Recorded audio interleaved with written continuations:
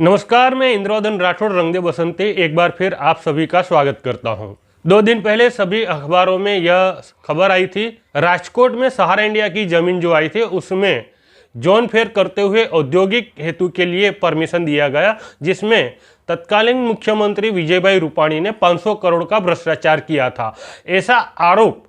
गुजरात कांग्रेस के नेताओं ने लगाया हुआ था, जिसके चलते विजयभाई रूपाणी ने अपनी तरफ से कहा है कि ये जमीन जो है वो सिर्फ और सिर्फ 75 करोड़ रुपए की है। तो ये 500 करोड़ का भ्रष्टाचार कैसे हुआ है और ये जो भी हो रहा है वो नियम के अनुसार हुआ है। तब मैं इंद्रवदन राठौड़ रंग दे बसंती, मेरे पास राजकोट की सहारा इंडिया की जो जमीन है उसके बारे में जो जानकारी है वो मैं आपके साथ शेयर करना चाहता हूं। साल 2003 में राजकोट की जो जमीन थी, जिसके किसान लोग थे बोगा जूठा भरवाड़, रंजूबेन कनुभाई मकवाणा, रमणीक रणछोड़भाई, बाबूभाई कानाभाई, खिमजी टीडा मकवाणा, रमेश टीडा मकवाणा, रमाबेन रमेश मकवाणा, शांताबेन खिमजी मकवाणा, भूपतलाल धीरजलाल सहित के किसानों की यह जमीन, जिसको कलेक्टर राजकोट ने, ये जो खेती की जमीन थी उसको सहारा इंडिया ने अपने लिए सहारा टाउनशिप बनाने के लिए उन्होंने यह जमीन परचेस करने के लिए परमिशन लिया था और राजकोट कलेक्टर ने सशर्त उनको यह जमीन परचेस करने के लिए परमिशन दिया था। लेकिन साथ साथ में जो शर्त थी उसमें यह था कि 6 माह के अंदर ये ज़मीन आपको हेतुफेर करनी, क्योंकि ये जो ज़मीन थी वो एग्रीकल्चरल ज़मीन थी जिसको रेसिडेंटल जोन में कन्वर्ट करना ज़रूरी था। लेकिन सहारा इंडिया द्वारा 6 माह में इसकी तरह से कोई भी कार्रवाई नहीं किया गया, जोन फेयर नहीं हुआ, जिसके चलते उन्होंने राजकोट कलेक्टर में परमिशन 1 साल और बढ़ाने के लिए एप्लीकेशन दिया था और इस तरह से उन्होंने ये परमिशन आगे बढ़ाते रहे। उस समय के तत्कालीन राजकोट कलेक्टर एच.एस. पटेल साहब ने, उनके ध्यान में ये आया कि ये जो राजकोट में सहारा इंडिया की जो ज़मीन है उस पर जो परमिशन दिया जा रहा है वो गैर कानूनी है, क्योंकि नायब कलेक्टर को सिर्फ और सिर्फ 1 साल की परमिशन आगे बढ़ाने की पावर है। लेकिन देखने में ये आया कि ये नायब कलेक्टर ने परमिशन बढ़ाया, तब जाके तत्कालीन राजकोट कलेक्टर एच.एस. पटेल साहब ने 19/1/2010 को Saurashtra Gharkhed tenancy settlement and agriculture lands ordinance 1949 की कलम 54 के तहत ये जो जमीन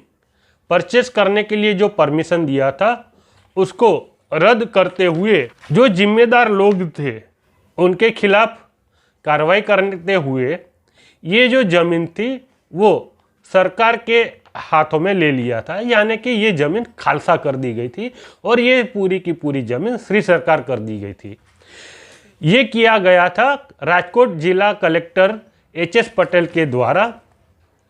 19/1/2010 का। आप ये देख रहे हो वो जो ऑर्डर है, ये ऑर्डर के तहत उन्होंने साफ साफ ये कहा हुआ है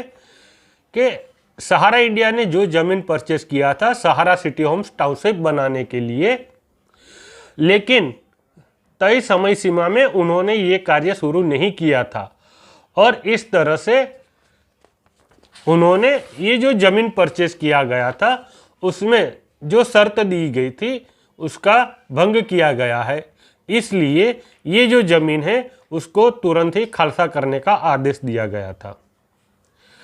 आप देख रहे हो कि जिस तरह से ये कार्रवाई की गई थी, तब बार बार सहारा इंडिया के अधिकारियों को बुलाया गया था, उनसे ये पूछा गया था कि भाई आपको इस बारे में अपना पक्ष क्या रखना है, लेकिन उन्होंने अपना पक्ष नहीं रखा। तब जाके नियम अनुसार राजकोट कलेक्टर ने ये कार्रवाई की थी। बाद में देखा ये जा रहा है कि ये आदेश के चलते सहारा इंडिया ने महसूल विभाग में एप्लीकेशन दिया कि ये हमारे साथ अन्याय हुआ है, ये सब हमारी ये जो ज़मीन परचेस किया गया था इतने करोड़ की है, ये है वो है। और महसूल विभाग में उन्होंने जो एप्लीकेशन किया था उसमें एप्लीकेशन में उन्होंने जो बात रखी थी उसकी सुनवाई की गई और सुनवाई के बाद में यह डिसीजन लिया गया था कि कलेक्टर के द्वारा ये जो ज़मीन श्री सरकार की गई है वो आदेश को उन्होंने रद्द कर दिया और ये ज़मीन जो श्री सरकार हो गई थी वो वापस सहारा इंडिया कॉमर्शियल कॉरपोरेशन लिमिटेड को वापस दिया गया था। ऐसा क्यों हुआ, किस वजह से हुआ, वो आप खुद जानते हो। लेकिन उसके बावजूद भी राजकोट की ज़मीन पर सहारा सिटी होम टाउनशिप नहीं बना। ऐसा क्यों हुआ पता नहीं। तब 31 अगस्त 2012 के माननीय सुप्रीम कोर्ट में जो केस चला था उसमें सहारा सेबी का जो भी मामला था उसमें उन्होंने ऐतिहासिक फैसला दिया था, जिसके चलते सहारा इंडिया की सभी संपत्तियां सीज करने का आदेश दिया गया, जिसमें यह राजकोट जमीन भी शामिल थी। और सेबी ने राजकोट कलेक्टर को ये ज़मीन के बारे में ये आदेश दिया था कि ये जो ज़मीन है जो सहारा इंडिया न किसी को बेच सकता है न किसी और के नाम ट्रांसफ़र कर सकता है। इसके लिए ये ज़मीन इस पर सुप्रीम कोर्ट ऑर्डर सीज किया जा रहा है। उसमें भी क्या हुआ पता नहीं। अब पिछले 2 दिन में ये जो ज़मीन है वो जो रेसिडेंशियल जोन में आ जाती थी तो उसको औद्योगिक जोन में तब्दील करने के लिए ये सारा कुछ किया गया, जिसमें तत्कालीन मुख्यमंत्री विजय भाई रूपाणी शामिल है और उन्होंने ये इसमें 500 करोड़ का भ्रष्टाचार किया है, ऐसा गुजरात कांग्रेस के नेताओं ने किया हुआ है। अब मामला ये आ रहा है, सवाल ये आ रहा है कि सबसे पहले क्या ये ज़मीन आज सहारा इंडिया कॉमर्शियल कॉरपोरेशन लिमिटेड के नाम की है या सहारा इंडिया कॉमर्शियल कॉरपोरेशन लिमिटेड ने ये ज़मीन बेच दी है, और अगर बेच दी है तो किनको बेची है और कितने रुपये में बेची है। क्योंकि ये सवाल ये जरूरी ये भी है क्योंकि विजय भाई रूपाणी ये कह रहे हैं कि ये ज़मीन सिर्फ 75 करोड़ रुपए की है। अगर ये ज़मीन सिर्फ 75 करोड़ रुपए की ही ज़मीन है तो कांग्रेस नेताओं ने 500 करोड़ का भ्रष्टाचार करने का आरोप कैसे लगा दिया। और अगर ये ज़मीन सिर्फ 75 करोड़ रुपए की है तो सेबी ने इसकी बाजार मूल्य क्यों बढ़ा के दी, और अगर ये ज़मीन सहारा इंडिया ने बेच दिया है तो किसको बेची और कितने रुपये में बेची ये भी जानना जरूरी है। तब मैं इंद्रवदन राठौड़ रंग बसंती आप सभी से इस बारे में ये बताना चाहता हूँ, सहारा इंडिया द्वारा साल 2004 में सहारा सिटी होम्स की घोषणा की थी और 217 शहर में सहारा सिटी होम्स टाउनशिप बनाने के लिए उन्होंने एक प्लान रखा था। लेकिन आज तक भारत के किसी भी एक शहर में सहारा सिटी होम्स टाउनशिप बन के तैयार नहीं हुआ है। यानी कि ये सिर्फ और सिर्फ कागज पर फैला हुआ एक ऐसा प्रोजेक्ट था जो फेल हो चुका है। ये फेल होने की कई वजह भी हो सकती है, लेकिन आज बेसहारा निवेशकों को जो निवेश राशि सहारा इंडिया की अलग अलग योजनाओं में है वो धनराशि सहारा इंडिया वापस नहीं कर रहा है। गलत झूठी जानकारी देकर निवेशकों को गुमराह कर रहा है, और जब ये निवेशक पुलिस में जाते हैं तब सहारा इंडिया पुलिस इन्वेस्टिगेशन को भी गुमराह करने के लिए सुप्रीम कोर्ट में चल रहे केस की दुहाई देते हैं, लेकिन वो भी सरासर गलत है।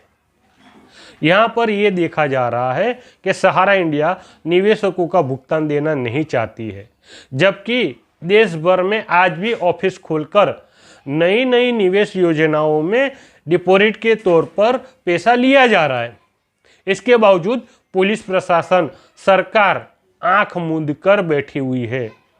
निवेशकों की आई शिकायत पर कानूनी कार्रवाई करने के बजाय गुजरात सरकार कुछ कार्रवाई नहीं कर रही है। तब मैं इंद्रवदन राठौर रंगदे बसंती अपने मीडिया मित्रों से ये गुजारिश करता हूँ कि इस मामले में पूरी तरह तहकीकात करें,